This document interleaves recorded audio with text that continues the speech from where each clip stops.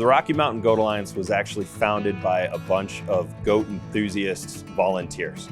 We had population drops being projected or perceived in Montana, and our founders went out and said, hey, can we help do some counts? You're missing data.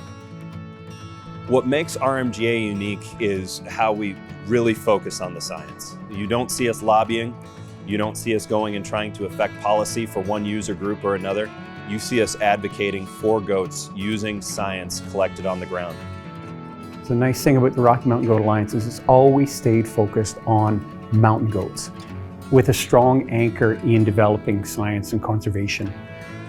Citizen science really is just a collection of random experiences that help you draw conclusions. A lot of people don't even realize that they're data collectors when they're young.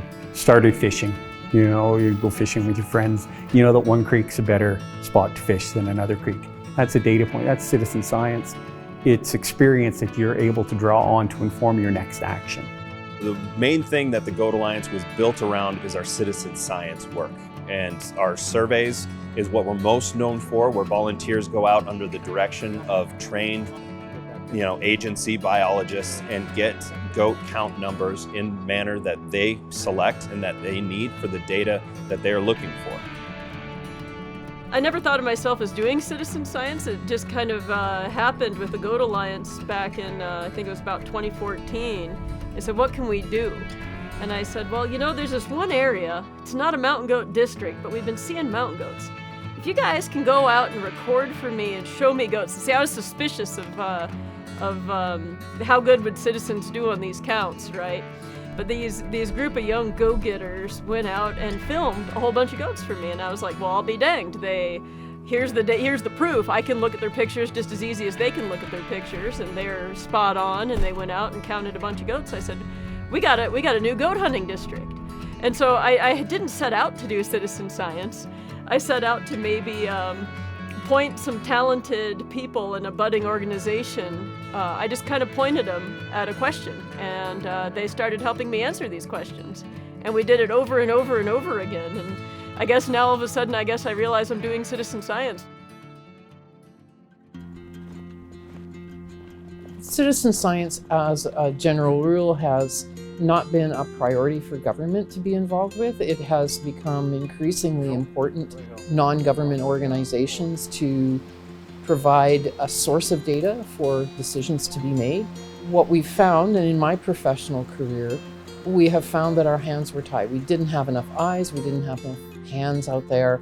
We couldn't record observations about animals in the wild, and we couldn't collect any kind of sample in any meaningful way. So relying on people who are out there, whether they are recreationalists, hunters, First Nations, trappers, industrial workers, road maintenance crews, all of the above have been used for citizen science. And it started probably a couple of decades ago, but it has gotten extremely useful, especially in the last 5 or 10 years because of social media, because of smartphones, because of cell phones, because of the connections that we're able to make now that we couldn't make before. Where we see the value is when the biologist sees the value. We need to provide data that they can defend, that they can take to their bosses, that they can take to their colleagues and have defensible data. We look at what they are asking for right now and we provide data per those parameters. If we're not doing that, we might as well not exist. As a wildlife manager, I can design the counts in such a way that they're robust to any potential error sources. I'm relying on volunteers, and we trained them. These aren't just people off the street. And after several hours of discussion and training, we send them out into the field with instructions. Where do you go? How do you identify what you're seeing? What do you count? How do you record the data? And then that information comes back to me and I can compile it. So there's only one of me. But if we've got a mountain range and I can send 10 groups of people all up and down it on the same time and the same day, everybody returns information to me, I can be the clearinghouse and synthesize that information.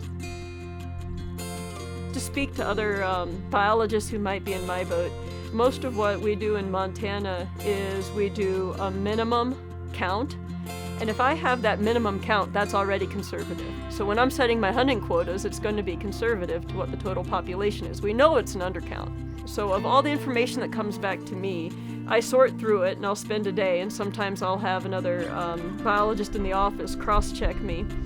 And we come up with a conservative count total on a conservative minimum count, and then from that we can set hunting licenses, again conservatively, because we don't want to over-harvest goats.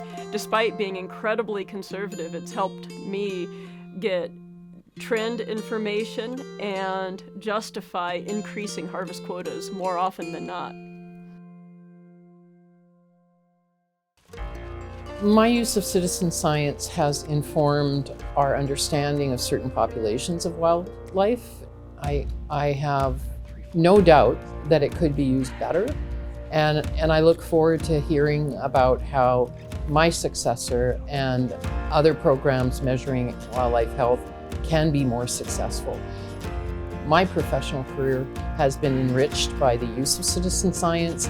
I have made friends and connections that were unbelievable to me and mean a tremendous amount to me through citizen science. So it can be extremely rewarding. Definitely worth the effort. It's great to see the passion of the people who own the wildlife, connecting them to their wildlife resource in a meaningful way. I mean, there's just so much that's enjoyable about this. We get outdoors, we're out in the summer, people have a great time. I mean, this is a win-win-win for the wildlife, for me as a manager, and for the public. The Goat Alliance sees the role of citizen science as an extension, as a tool for agencies. We should be something that they can use as a plug-and-play toolbox. A good citizen science program is something that biologists and agency wildlife managers can depend on for accomplishing their game management goals.